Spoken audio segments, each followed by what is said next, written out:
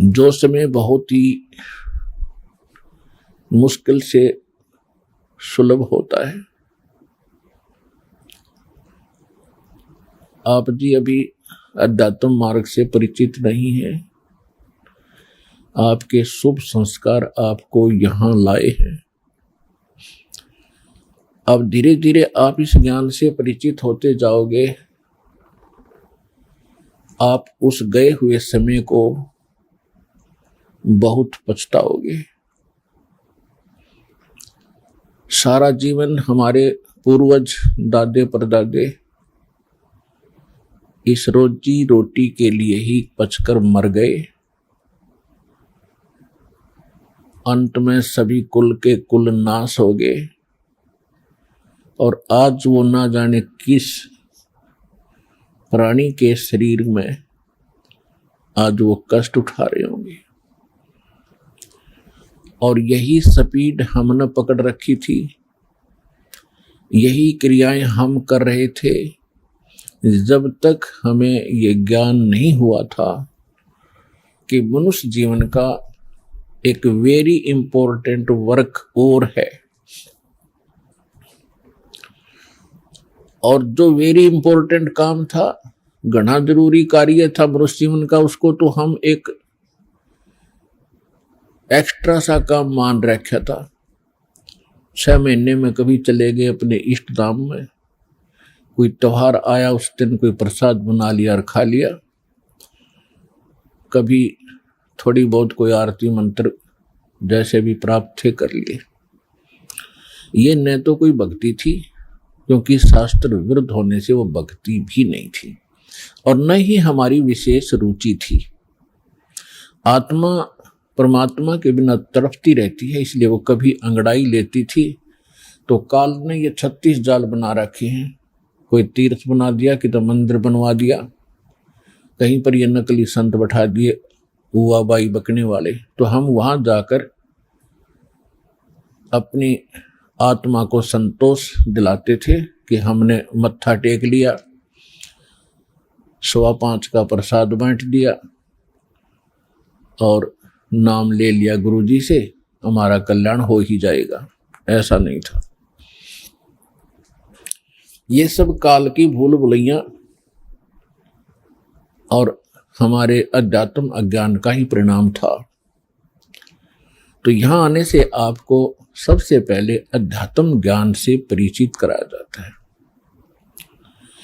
इसके साथ साथ आप पर आने वाले सभी संकटों का भी निवारण परमात्मा करेगा, क्योंकि आप उसके बच्चे हो, आप उसके बेटा बेटी हो। यदि पिताजी समर्थ है, सक्षम है, और बेटा या बेटी किसी कारण से भी गलती कर देते हैं, उनको कोई हानि हो रही है, तो अक्षति पूर्ति पिता तुरंत कर देता है। यदि वो पुत्र और पुत्री भविष्य में माता पिता के अनुकूल चलना का वायदा करे। इसी प्रकार हम बिगड़ गए हैं, अपने परमात्मा पिता से विमुख हो गए थे, और इस काल के जाल में फंस के हम अनेकों कष्ट उठा रहे। जिसमें हम परमात्मा के पुनः समर्पित हो जाएंगे, वो हमें फिर सभी सुख देगा, उस पिता की तरह जो अपनी संतान को देता ही है। तो आपके ऊपर एक विशेष रहम किया है दाता ने, ऐसे समय में मानुष जीवन दिया, और फिर पिछले शुभ संस्कार आपके यहाँ प्रेरित करके लाए हैं। यहाँ पर कोई भी पुण्यात्मा भले ही कोई किसी रोग के कारण आया है, कोई अन्य संकट निवारण के लिए ही यहाँ पहुंचा है, उसके लिए वो दुख, वो कष्ट, वो संकट एक वरदान सिद्ध होगा, यदि वो इस मार्ग पर ढंग से समझकर टिका रहा तो। क्योंकि कोई भी ऐसी वस्तु नहीं होती जो तुरंत कर दी जावे।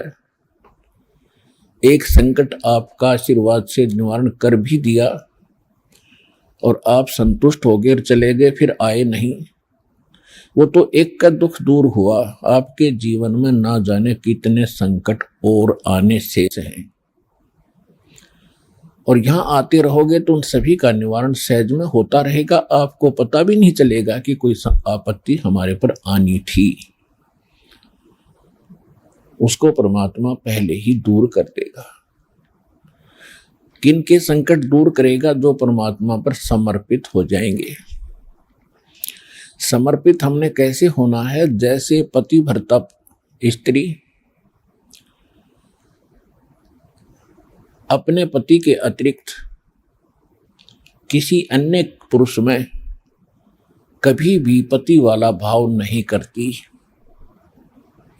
तो उसका पति उससे विशेष प्रेम करता है, विशेष उसका ध्यान रखता है। तो हम अपने पति से, अपने मालिक से, अपने स्वामी पूर्ण परमात्मा कबीर देव से हम दूर हो चुके हैं। हमने यहां आकर के 36 खसम कर लिए। कैसे कर लिए? कभी हम शिव की पूजा करते हैं, उसको मालिक मान बैठते हैं। कभी हम गणेश को मालिक मान बैठते हैं। कभी हम विष्णु जी को, कभी हम अन्य देवी देवताओं या गांव के किसी भैरव भूत बेतालों को। और ये ऐसे सक्षम नहीं हैं जो हमें कुछ सुख दे सके। ये ना हमें दुख दे सकते, ना ये हमें सुख दे सकते, क्योंकि ये केवल हमें किया कर्म ही देते हैं। और पूर्ण परमात्मा सत्य पुरुष कबीर देव, कबीर साहिब, ये हमारे सभी संकटों का निवारण करते हैं। ये सक्षम है। हमारे जीवन में आने वाले यानी प्रारब्ध में, किस्मत में किसी भी प्रकार का कोई संकट है, उसका ये निवारण सहज में कर देते हैं। ये कब करते हैं? जब हमारी आस्था 100% कबीर परमेश्वर में हो जाएगी और अन्य किसी भी देव से हम कोई भी वस्तु की डिमांड स्वप्न में भी नहीं करेंगे। किसी भी प्रकार का कोई संकट है तो अपने परमात्मा कबीर जी से ही हम अर्जी लगाएंगे हृदय से। कुछ समय के बाद आपका स्वभाव बन जाएगा इस ज्ञान और समाधान और इस भक्ति के कारण कि आप पर कुछ भी आपत्ति आवेगी, आप केवल हे बंदी छोड़, हे परमपिता परमात्मा कबीर साहिब, आपके मुख से यही निकलेगा। तो उस समय परमात्मा आपके साथ हो लिया। फिर उस आत्मा के जीवन सफर में कोई भी संकट, सफर के अंदर कांटे होते हैं रास्ते में, तो हमारे जीवन सफर में कोई भी कर्म, पाप कर्म रूपी कांटा होगा, तो वो परमात्मा ऐसे बुहार देगा जैसे पतिव्रता जमी पर जो जो धर है पाँव, समर्थ झाड़ू देत है ना काटा लग जावे। उस समर्थ को भूल कर हम परमात्मा से दूर होकर संसारिक लोगों से, संसारिक इन अधिकारियों से और इस 3 लोक के भगवान देवों से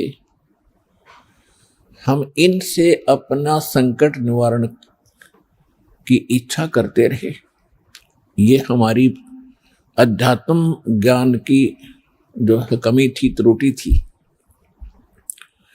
और जब हम परमात्मा से ही सब कुछ डिमांड करेंगे, इनके ऊपर समर्पित हो जाएंगे, तो परमात्मा कहते हैं जिस समय आप गर्भ के अंदर थे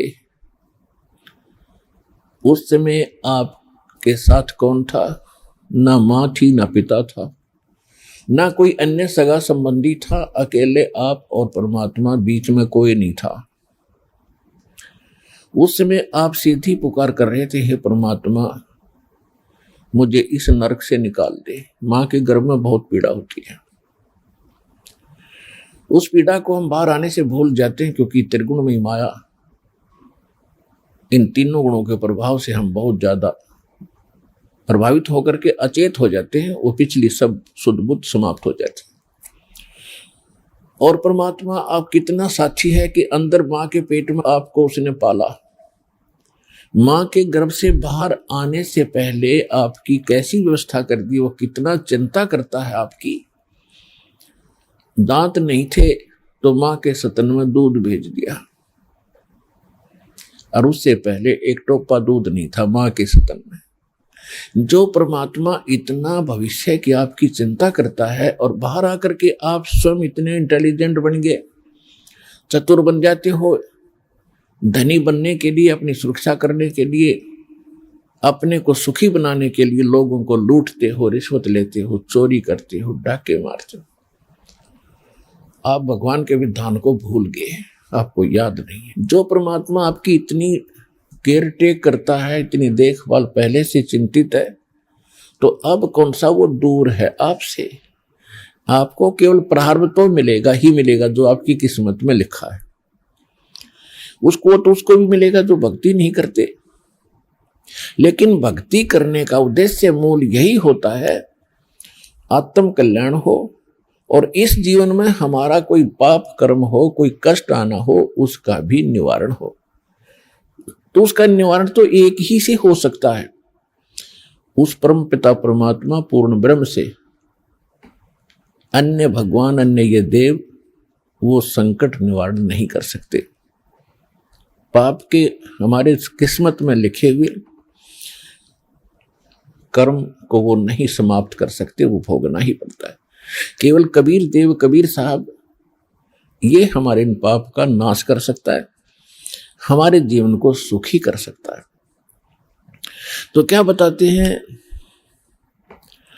उस समर्थ की रीझ छुपाई, अब कुल कुटुंब से राता, गर्भ के अंदर बचन भरे थे, कहाँ गई वो बात।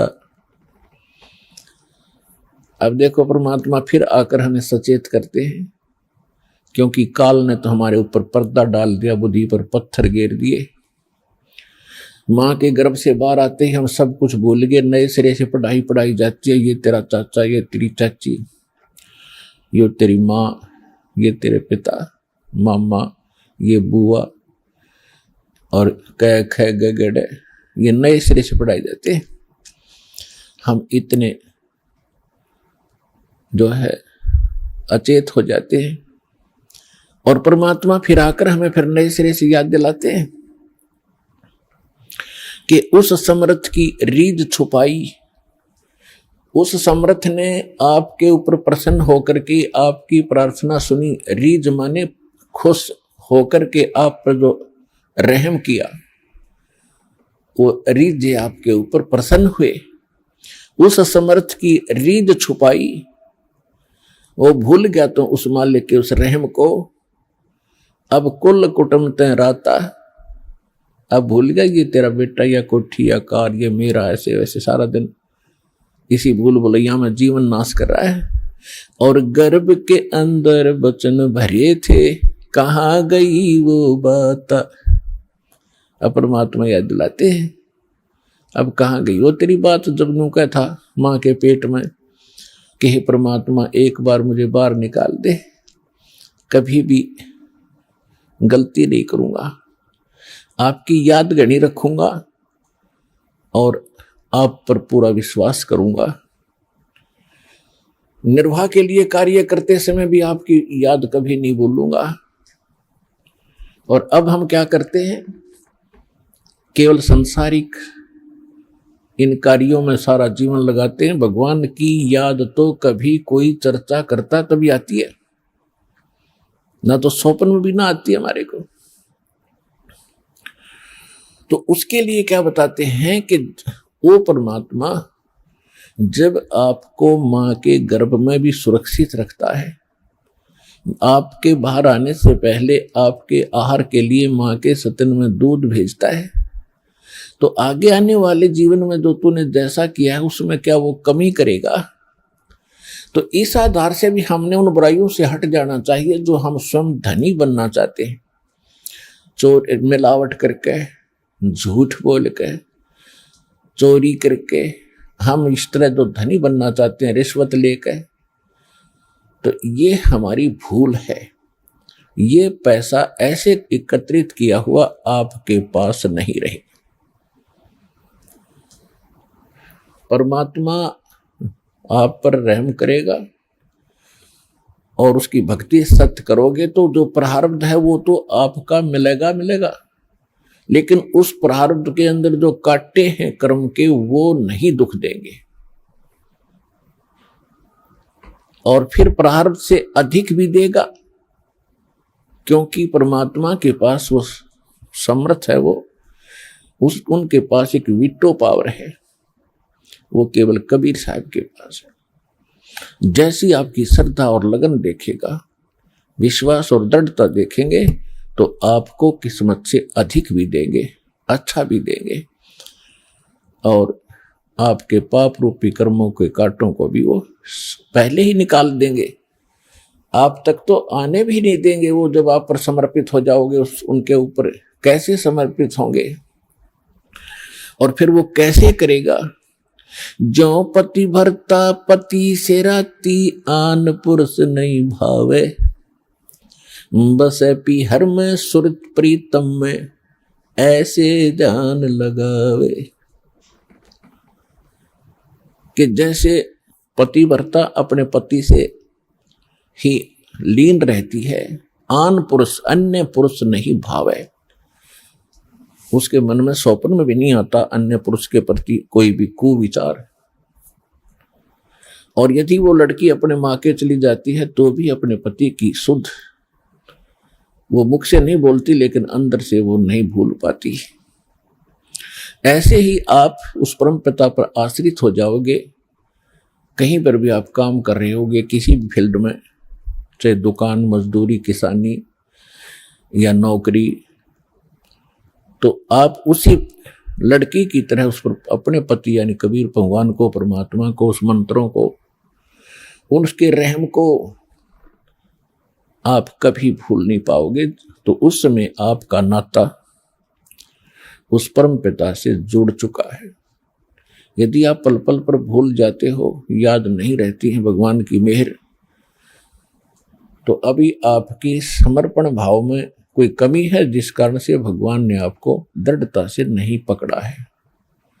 तो जब आपको परमात्मा दृढ़ता से कैच कर लेगा, आपकी सच्चा समर्पित भाव देख लेंगे, वो तो अंतर्यामी है।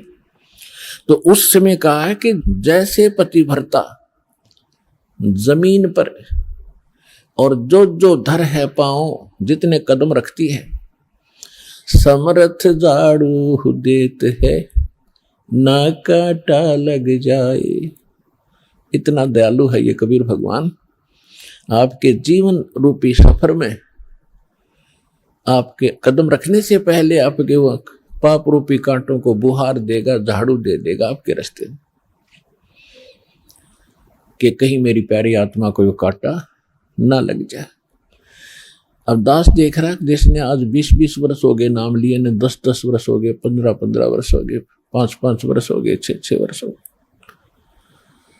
अब वो कितना सुखी जीवन जी रहे हैं, और उनके घरों के पास में, दूसरे रिश्तेदारों में, अपने घरों में दूसरे चाचे ताऊओं में के कर टूट रहे हैं, और कितने कितने दुखों का वो सामना कर रहे हैं। तो वो इन पर भी आने थे, आज उनको पता भी नहीं कि हमारे ऊपर कोई कष्ट आना था, क्यों आया ही नहीं। तो पुण्यात्माओं, आज उन भक्तों से पूछकर देखना आप, क्योंकि आपको यहाँ इकट्ठा इसलिए किया जाता है, आपसे पहले लगे हुए बच्चे, भाई बहन आपके भी यहाँ आते हैं, और वो आपको अपना अनुभव सुनाते हैं कि हम ऐसे दुखी थे, और जिस दिन से दीक्षा ली है, मालिक की शरण ग्रहण की है, हम पर कोई संकट नहीं आया। आपको दृढ़ता मिलती है, आपको विश्वास होता है, और वो सत्य होती है। जब एक आम आदमी जिसको आप जानते नहीं, वो आपको जानता नहीं, बता रहा, तो सच्चाई होती है। तो इसलिए फिर आप और डगमग होने से बच जाते हो। इसलिए आप जी को यहां बुलाया जाता है। और पुण्यात्माओं, इस अमर कथा में अरुचि ना करना। असंख्यों युगों के बाद तुम्हारा बिल्ली के भागों छीका टूटा है, ये इसको छक छक कर खा लो और कल्याण करा लो।